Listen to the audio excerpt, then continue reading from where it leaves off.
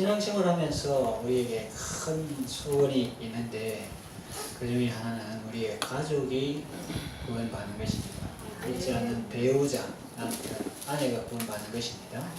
또 자녀가 구원받는 것입니다. 아멘. 부모가 구원받는 것입니다. 아멘. 형제, 자매가 구원받는 것입니다. 아멘. 명절은 가족을 가까이 볼 수 있는 좋은 기회입니다. 우리가 어떻게 하면 가족들을 구원받게 할 수 있을까요? 오늘 본문은 사랑하는 딸을 구원받게 한 어머니의 이야기를 우리에게 소개하고 있습니다. 수로보니게 여인은 어떻게 해서 자기 딸을 구원받게 할 수 있었을까요?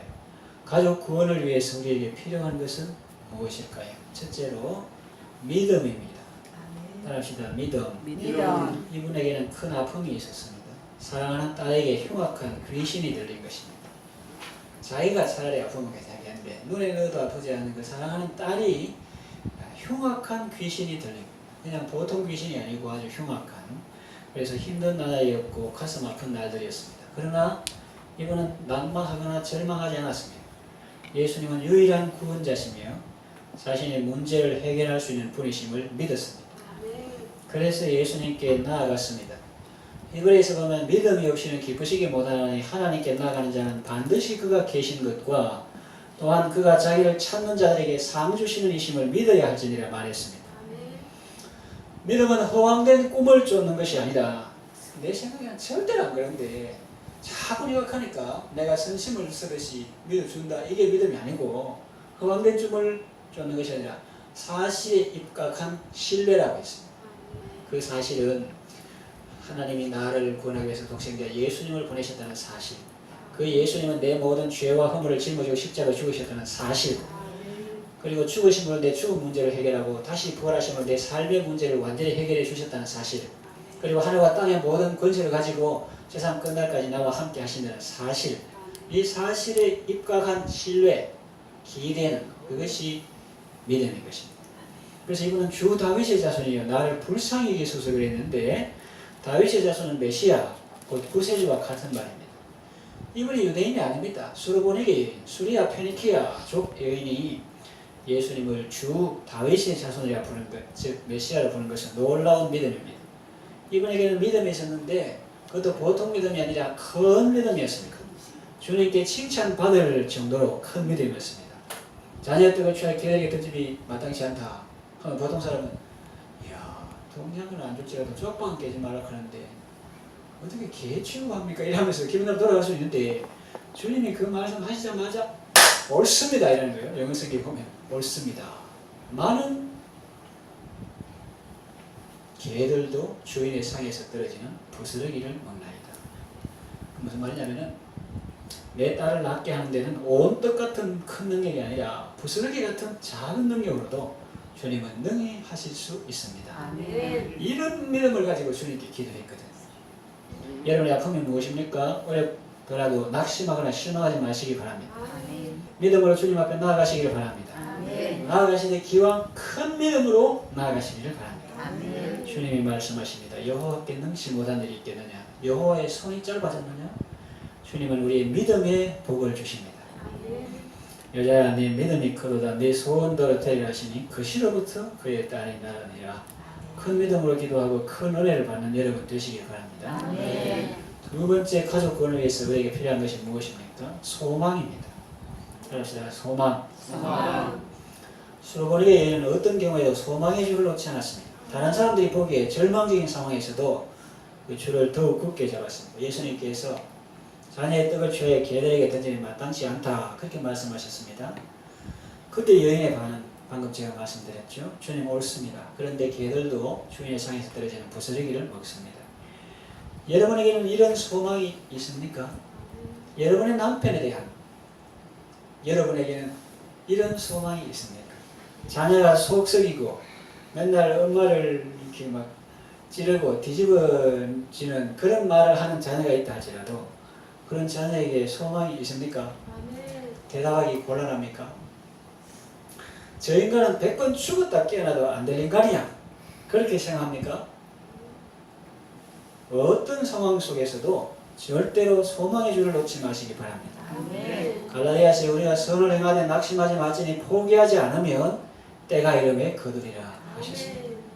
누가복음 18장에 불의한 재판관 비유, 불의한 재판관의 말한 것들을 하물며 하늘에 계신 내 아버지께서 밤낮 부러지는 택하신 자들의 소원을 풀어주지 않으시겠나? 속히 그원을 풀어주시리라.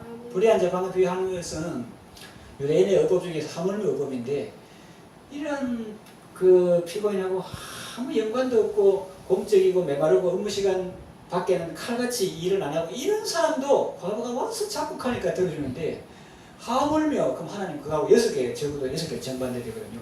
아무 연고 없는 게 아니라 우리는 그분의 자녀다. 걔는 업무 시간에만 하고 못하고 가지만 우리는 밤중에 기도해도 주님이 들으신다. 예. 그리고 그리고 우리 밤낮 부르질 수 있고, 또 재판정에서는 존이 있게 문서를 다 해가지고 핵심 쟁점 가지고 이렇게 다퉈야 되는데, 우리는 말 잘 못해도 하나님 앞에 기도하면 성령님께서 변호해 주시고 예수님께서 정복시켜 주셔가지고 하늘 보좌에 쩌렁쩌렁 울리도록 해주시고, 하물며 하나님 아버지께서, 그 재판장하고 과거는 아무 관계없지 우리는 하나님이고 자녀란 말이에요. 하나님 아버지께서 그 밤낮 부르지, 우리는 밤낮 할 수 있고 저는 재판 시간에 할 수 있고, 부르짖는 우리는 말 안 되는 것도 이렇게 막 울며 해도 되고, 재판소에 운다고 해도 되는 게 아닙니다. 핵심 쟁점을 써야 되고, 이제 원한을 들어주지 않게 하느냐, 속히 원하 부르냐. 재판정 나도 그 결론 가지고 집행하는데 시간 많이 걸립니다. 그냥 판사는 하지. 그 능력 집행하는 데는 또 집에 가보니까 압류할 것이 없다. 그럼 못 받아요.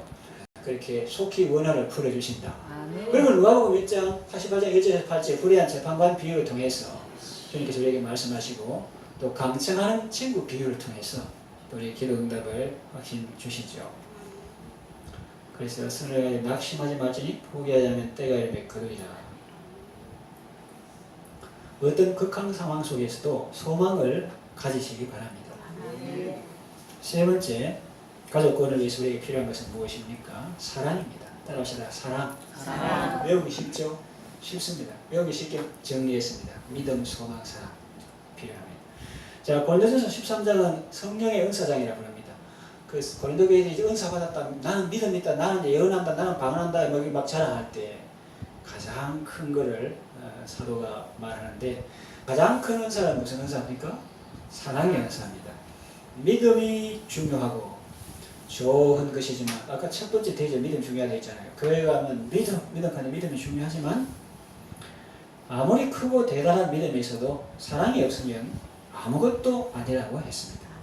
아무 유익이 없다고 했습니다.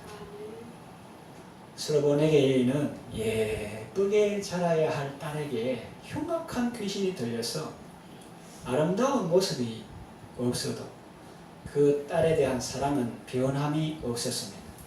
아니, 오히려 더 애터댔습니다.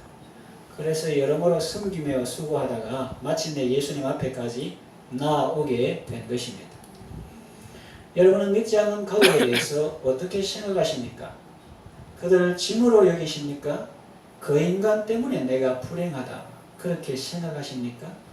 저 사람만 아니면 나는 다른 사람처럼 나도 신앙생활 잘 하겠고 완전히 홀가분하게 날아가겠다, 그렇게 생각하십니까? 오죽하면 그런 생각이 들겠습니까?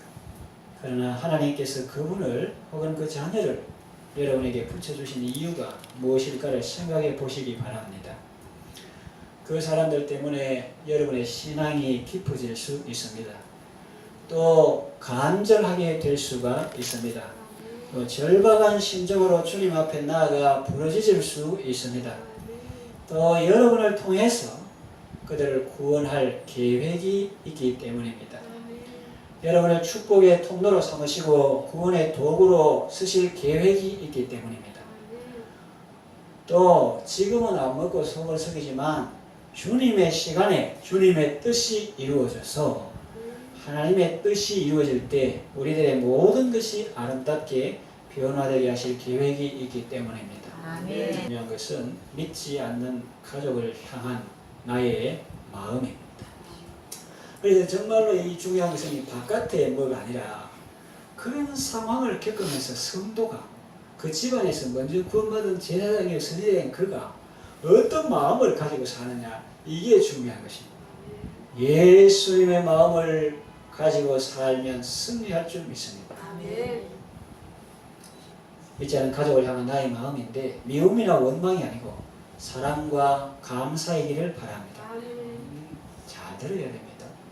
신앙생활을 반대하고 박해하는 그 행동을 감사하라는 것이 아니라 하나님의 사랑과 계획을 믿는 믿음 안에서 감사하라는 것입니다. 귀신에 사로잡혀 그렇게 끌려다니며 고생하는 그 영혼을 불쌍히 여기고 긍휼히 여기고 사랑하라는 말입니다. 여러분 일상의 삶을 생각해 봅시다. 수로보니게 여인은 딸이 흉악한 귀신이 들려도 여전히 사랑했을 것이고 더욱 안타까운 마음으로 딸을 돌보았을 것입니다. 세수하지 않으면 더운 물을 수건에 적셔서 깨끗하게 닦아 주었을 것입니다. 이부자리도 깨끗하고 포근하게 해주었을 것입니다. 괴팍한 행동이나 거친 행동도 사랑으로 받아 주었을 것입니다. 내가 너 때문에 못 살아, 교회도 못 다니겠다, 그러지 않았습니다. 성경이 어떻게 나왔습니까? 오히려 그 딸 때문에 예수님 앞에 나왔습니다.